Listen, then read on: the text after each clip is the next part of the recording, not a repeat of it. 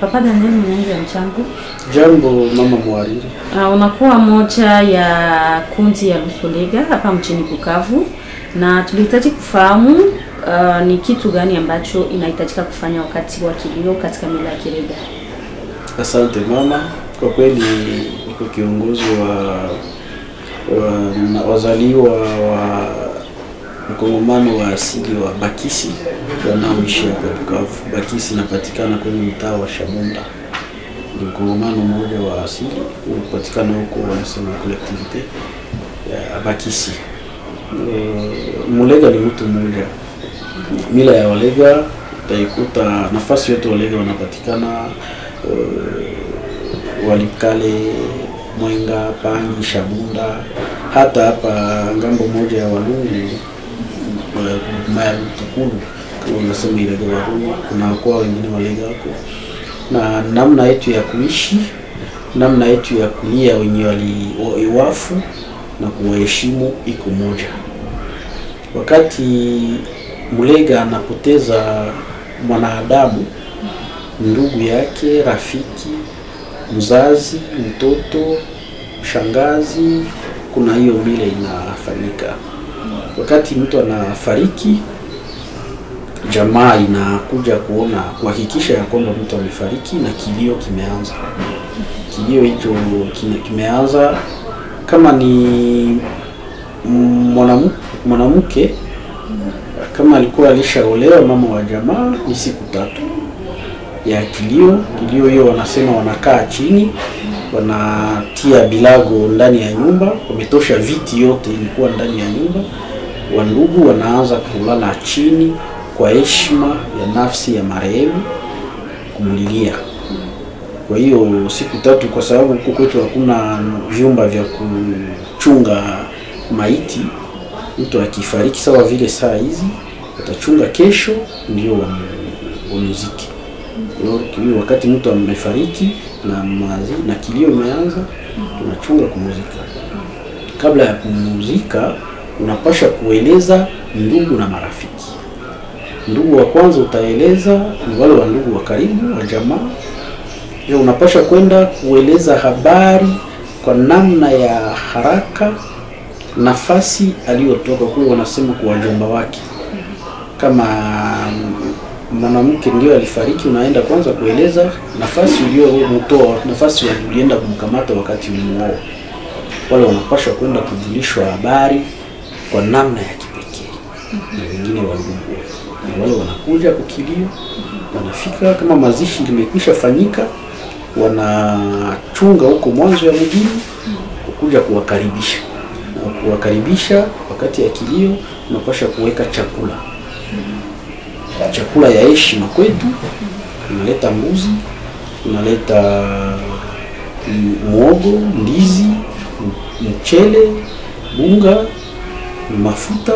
Kwa gisi hiyo wakati watakuwa ukilio, watakuwa wanalia na wako wanakula. Kisha hiyo siku 3 ikipita, wanaeleza sasa namna gani mtu alifariki. Wewe mwenye ulifisha, kama vile mume wa mwenye alifariki, unapasha kueleza. Haiko wewe tena mwenye utaeleza kama mwenye alifisha, ila ndugu mmoja katika jamaa yako atachaguliwa. Na kunakuwa wale wenye kila mji kunapatikana huyu mwenye anakuwa sawa vile porte parole wa hiyo mji. Huyu ndio anapaswa sema, anapaswa eleza namna gani mtu alifariki, kama alifariki na magonjwa unaieleza kati ya watu. Na kwa heshima ya marehemu na kwa kuendelesha kuishi ya huyo mtu kati yetu, unapaswa tunakuwa na hiyo kwetu mila yetu ya asili ya Kilega, wanasema malipo. Unapaswa lipa huyo mtu mwenye alifariki. Sio kwa sababu wewe ndio ulimuua, ila kwa kuheshimu maisha yake wakati alikuwa mzima na kuonesha kama hata amefariki, amemaliza safari yake ndani ya dunia, tunaendelea kuishi naye kupitia matendo alikuwa anafanya, kupitia mambo alikuwa anafanya. Kama ni mwanamke, unapaswa tena kutafuta mbuzi moja wala 2. Kunakuwa hiyo mbuzi walikula wakati walifika, kunakuwa mbuzi ingine 2 unapana kwa kuonesha ushujaa, ubingwa ya huyo mke ulikuwa naye, kwa kuonesha kama aliishi ndani ya jamaa bila misukusuku, alikuwa mama mwenye kukusanya jamaa yote. Mnakuwa mnapana tena hizo mbuzi. Zamani Mulega alikuwa na pesa yake, ilikuwa wanaita mbembe, hiyo perle ndio ilikuwa pesa, ndio ilikuwa fedha ya Mulega. Wakati ile haiko tena, wanapasha kukamata sawa vile fedha wala dhahabu, na unakamata vyombo vya kusaidia kumulima. Unalipa shoka, kwa sababu huko Mulega tunakuwa tukikata miti kubwa kwa kulima shamba. Wakati ya kulima shamba unaleta mpanga kwa sababu watalima shamba. Unaweza pia kuleta beshi, kwa sababu hiyo beshi inasaidia kwa kutafuta fedha dhahabu, pia kwa kutengeneza nafasi ya kufuga samaki. Wakati hiyo yote imekwisha kulipwa hivyo, si kwa sababu mtu atarudi tena, ila kuna imani na tumaini ya kwamba huko nafasi huyo mtu alitoka, wakingali wanaweza nao kupitia hiyo mali walipata kuoa mwingine mwanamke. Ndio inaendelea kuendelesha nafsi ya huyo ndugu ibakie ndani yetu. Sasa hata kama mwanaume akifariki ni hivyo hivyo. Mwanaume akifariki kunafanyika hiyo siku 4, watu wanabakia nje. Sawa vile huku tunakuwa na wanalala siku moja, wanasema siku ya kukumbuka kulaga marehemu. Huko kwenye asili yetu ya Ulega, kama mume anakufa wanalala siku 4 nje. Ndio walitosha vitu vyote ndani ya nyumba, ndani ya sebule, wamama wanabaki ndani ya nyumba, wanaume wanalala nje. Wenye kuwa wangali washujaa, wale wenye kuwa wamekusha komea wanaweza baki ndani ya vyumba vyao, ila wanalala nje. Wakati mume amefariki, jamaa yanapasha inabidi kwenda kueleza kwa mama yake, kwa wajomba wake, mtoto wenu tulizala huku amefariki. Jamaa wale wajomba wake wanapasha kuja pia, wanakuja nao kukilio. Jamaa inilifishi inapasha kuwapokea, inapasha kupokea watu huko mwanzo ya mgini, wanatayarisha chakula yenye watakuja kula. Kiisha maneno inaanza hiyo ya ukumbusho, mtu wetu akifa anapaswa kulipiwa hivi, anapaswa kuheshimishwa, nafsi yake inapaswa kuheshimishwa hivi. Kama mume amefariki, hata mke kunakuwa karibuni milango 7 yenye iko na neema na haki ya kupata mali kidogo, kitu kidogo kwa kumbukumbu huyo mwenye alifariki. Sawa vile mimi nikifariki hapa leo, jamaa yangu itaenda kueleza kwa wajomba wangu kama mimi nilifariki. Wajomba wangu watakuja mbele yao, wafike ndani ya mgini, wanapasha kuwatayarishia chakula yao huko. Kama inaonekana mimi niko mheshimiwa ndani ya mugi, ndani ya jamaa, kama kuna kwa wenye wanawapana mbuzi moja, wajomba wangu wanaweza lomba hata mbuzi 10, kwa sababu ya kuheshimisha huyo mtu aliyefariki, namna aliishi wakati alikuwa mzima. Hata akifa, nyinyi jamaa yake mnapasha kumheshimisha. Na wakati wanaanza kuelezewa namna gani mimi nilifariki, kwa sababu mtoto ana ngambo ya baba na ana ngambo ya mama. Ngambo ya mama inapaswa kusikiliza namna gani mimi nilifariki, na watalipiwa, watawalipa mbuzi ya maisha yangu, watalipa mbuzi namna niliishi, kama niliishi vizuri, watalipa mbuzi ingine, watalipa nguo kwa kuvalisha huyu mmoja mwenye alikuwa anawakilisha mama yangu. Anapasha kulipiwa tena nguo ya kusema muda yote ya maisha huyu mtoto wetu alikuwa anatununulia nguo, ila hatutaipataka tena, tunampatia nguo ya mwisho. Na hiyo inakamata hadi milango 7, kwa sababu watalipa wajomba wangu, watalipa wajomba wa baba wangu, wale batate yangu kungambo ya baba, watalipa pia kungambo ya mama, wajomba wa mama yangu, mpaka kufikia kizazi hata 4-5. Hiyo yote ni kwa kuendelesha kuheshimu na kukaza undugu unayoishi huko kwetu. Sababu gani wanafanya matanga siku 4? Kwa hiyo siku 4 wanakuwa wakiangalia mwenzetu alifariki namna gani. Kunaweza kuwa mizozo ndani ya jamaa, hiyo mizozo wataweza kuitatua mwa hiyo muda wa kilio. Wanaweza kuchunga kuangalia mwenzetu aliacha kitu gani, tutaigabula namna gani, watoto wake watasawa vile. Huku kunakuwa urizi, wengine wanasema wanatafuta liquidateur. Hata huku kwa wilaya yetu za asili wanapaswa kutafuta kwa hiyo muda wa siku 4 nani alibakia na nini, nani atafanya nini ndani ya jamaa. Hiyo muda wanasambaza kilio, kisha siku 4 wanatengeneza kaburi ya marehemu.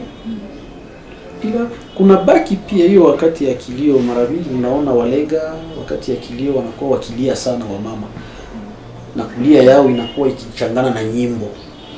Hizo nyimbo wanaimba ni nyimbo za kukumbuka wazifa, mtu uzuri, matendo mema yenye huyo mwenye alifariki alikuwa anatenda wakati alikuwa mzima. Kila mara kama Mlega anakufa, naweza fika saa 3h du matin 4h, wa mama ndani ya nyumba wanakuwa wanalia na huko wanaimba, ni kwa kukumbuka wema yote huyo ndugu alikuwa anafanya marehemu. Tabia gani nzuri alikuwa nayo yote nakumbushwa, na wale wenye kuwa hata pale kubaraza pale nje wanakuwa nao wanaiga kitu ya mzuri yenye marehemu aliacha. Shukrani kwa yote ambayo tumefahamu kuhusu mambo ya kilio na mazishi katika mila ya Kirega, na particulièrement kwa kipekee mtu baba wala mama ambaye anapoteza mwenzake, ni vitu gani anahitaji kuheshimia ili aweze kuishi vizuri. Sababu kuna watu ambao wanasema mwanamke akipoteza bwana anapaswa ajikomporte hivi wakati ya kilio, juu bwana asikuwe narudia, de même que bwana kuko dawa yenye anapaswa atumia juu bibi asikuwe narudia. Tulihitaji kufahamu eske ile ni masemo ya watu au ni kitu inapaswa kuheshimika kabisa ili ya kuepuka kuvunja mila na asili ya Walega. Kitu kubwa, mila kubwa hiyo heshima ya marehemu. Ndio maana unakuta mtu akisha fariki wametosha viti nje, wanalala chini kwa kuheshimu nafsi ya marehemu, pia kumwombea. Kisha heshimu mtu ulioishi naye, hata kama Mungu amemaliza safari yake hapa duniani, hiyo inaruhusu nafsi yake pumzike na amani na wengine, na wewe uendeleshe maisha kwa amani.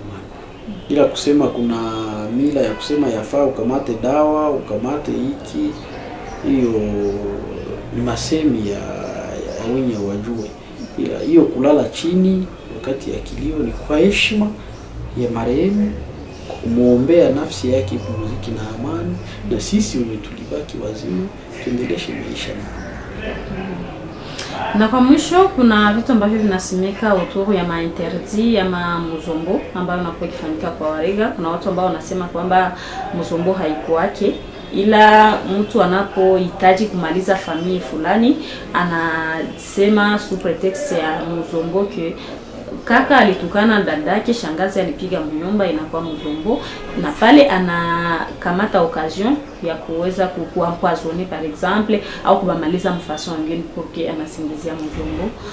Katika mambo hayo tunaweza kufahamu ya kwamba ni watu ndio wanasema ile neno ajili ya kuprofite kumaliza wengine, ama ni kitu yenye inakuwa tu inaandaliwa na mila ya Kirega.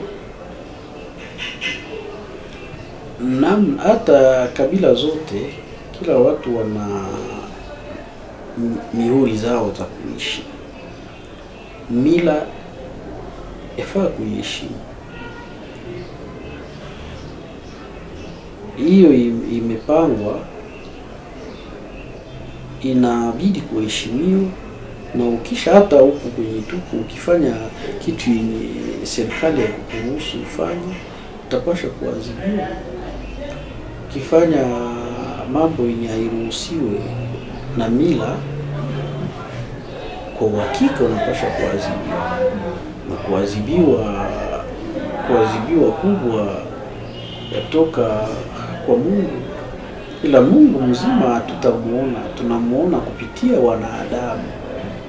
Wanadamu wanafuata mila inasema hiki na kile. Wakati unafanya makosa, unapaswa unastahili adhabu. Na hiyo adhabu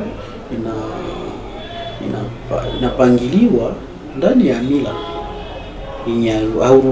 Hata huku kwenye tumepatikana, ukitenda kitu isiyokuwa halali utapata shida tu na utaadhibiwa. Ni vile pia huko kwenye mila zetu, hawezi kukamata unawenda kubaka mtoto na ubakie bila kupata adhabu. Hawezi kukamata upige mama yako kofi na ubakie bila kupata adhabu. Hawezi kulamka asubuhi utukane watu kwenye mugi na ukose kupata adhabu. Ni mila, ukiheshimu hautakuwa na shida. Ukienda umbali na hiyo mila, unapaswa kuadhibiwa. Hiyo ndio inasaidia jamaa na jamii iishi kwa heshima. Wakati kila mtu anaheshimia mila, anaheshimia mipango ya mgini ya jamaa, kimya, amani na maendeleo itaendelea kuishi. Ila wakati watu wanakuwa wakizarau mila, wanakuwa wakijiletea wao wenyewe adhabu. Na hiyo adhabu haiko tu kwa sababu walikupatia sumu, no. Inaweza kuwa hasira yangu imechanga. Tunaona kama hiyo haipendeze, haifurahishi hata mbele ya macho ya binadamu yote na mbele ya Mungu. Adhabu itapatikana tu. Na ile adhabu haitakuwa kwa sababu walikupatia sumu. Ni malipo ya makosa ulifanya. Dhambi yote, malipo ya dhambi kila mtu anaijua. Ukitenda yenye haifanani nayo, unapaswa kupata adhabu. Isiyokuwa tu walisema walikupatia sumu, basi unaweza fika wakati ulipata adhabu wanasema huyo alikiuka mila, anakuwa akigonjwa magonjwa yenye hatujui kupata uponyaji. Itaonekana kama aliadhibiwa kwa sababu alikosa. Hawataenda kukuadhibu na ukufanya makosa. Na haiko kwa roho mbaya. Wakikuadhibu, mila ikikuadhibu, asili ikikuadhibu, itaonekana ulitenda makosa. Hata huko kwenye tuko ukifanya makosa, serikali itakufuatilia na kukuambia hapo ulifanya kosa, unapaswa kuadhibiwa. Baba Daniel Munyangi, tunashukuru. Sisi tunashukuru sana kwa kuona mlitukumbuka. Ila kuna ingine swali, kila mara watu wanakuwa wakiuliza namna gani kilio ikipatikana, wabangu wanakuja kufanya, wanaonekana kwenye kilio kama bangu walikufa. Wanaona warega wanafanya vurugu, haiko vurugu. Ni kwa heshima kwa wale kwa yeye aliyefariki. Ndugu yetu na bangu haikuanza leo.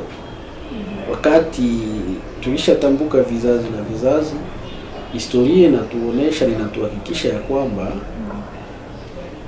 Mulega alizala mtoto wake, na huyo mtoto wake mke akaenda kuolewa. Wakati aliolewa akazala mtoto wake huyo mtoto akaishi wakati mwana wengine watoto ya wajomba pamoja. Sasa huyo wakakuwa wanaona kama ni mwingine mtoto, ila ni mtoto wa dada.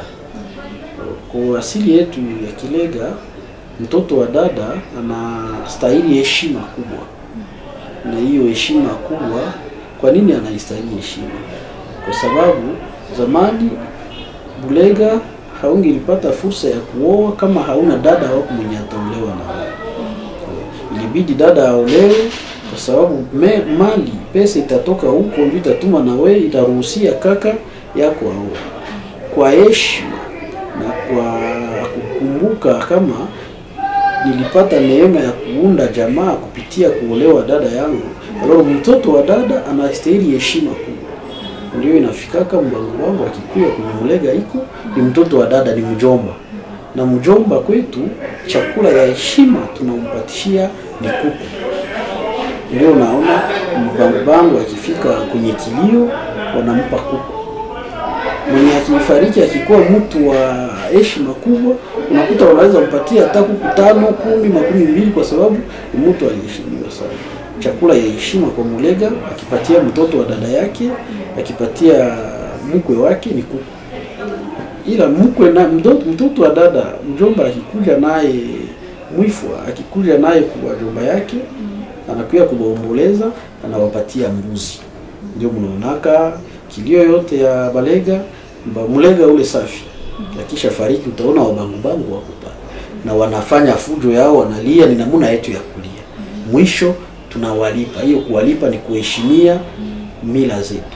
Hata mbangu naye akikufa Mulega atafika, hata akuwe Mulega wa kidogo, akishaonekana pale mbangu atamheshimia na atafanya vile kwa kuheshimia mila, pia kuheshimia nafsi ya marehemu. Na ile mavitu ambavyo anakuwa kifanya Mulega wanamwanga mai kubatu wenye habako na kabila au habajua mila hiyo, wanakuwa wanajiuliza maswali mengi. Eske ile vraiment iko accepte, inaitikiwa na mila ile kufanya matrouble yapata pale? Sazimo nakuta anapenda ingia mserkia aseme mtabeba bibi yangu akamate foto anafanya na agreements.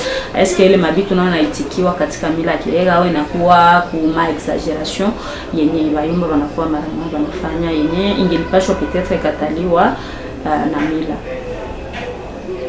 Wakati tuko kwenye kilio, naweza kufikia kuna wale wa ndugu marafiki wenye walikuja kutuomboleza. Wao hawajui mila zetu, inakuwa ikisumbua wale. Ila sisi wenyewe haitusumbui, kwa sababu hata wakifanya hivyo mwisho tunakuwa na namna yetu ya kusikilizana, tunakuwa na namna yetu ya kuombolezana. Shauri tunakuwa tukipana ni kusema mambo yenye inatuhusu sisi wenye kuwa wa ndugu, tujisaidie ituhusu sisi bila kugandamiza wengine. Ndio maana unaona wakati wakati ya ajali hivyo wanakuwa wakisema wandugu wa bangu, wandugu wa Lega, mjikaze, tutaongea wakati yetu yenye inastahili. Wakati moja watu wakisha kuwa wengi, kuna kwa mwingine anaweza kuponyoka, anaweza kutereza namna yetu ya kuheshimu wafu na kusumbua wengine. Ila kwa huyo Mulega safi, kwa huyo mbangu safi, hiyo tunakuwa tukitenda hapo, hiyo wakati ni kwa heshima ya mila zetu. Kwa shauri kubwa ni kuambia mwenye hausiki na hiyo mila yetu, ni vema tumuepushe na hiyo tunakuwa tukitenda. Pia ingine shauri ni kusema wakati tunakuwa tukiishi huku, tunakuwa tukioana kabila hizi na kabila zingine.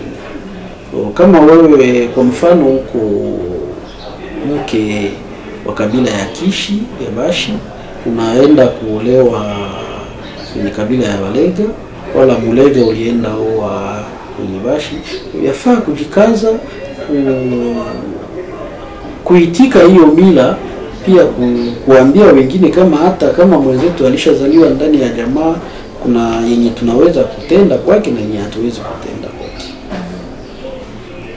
Uwezo FM, nashukuru kwa kujibu kwa maswali zake.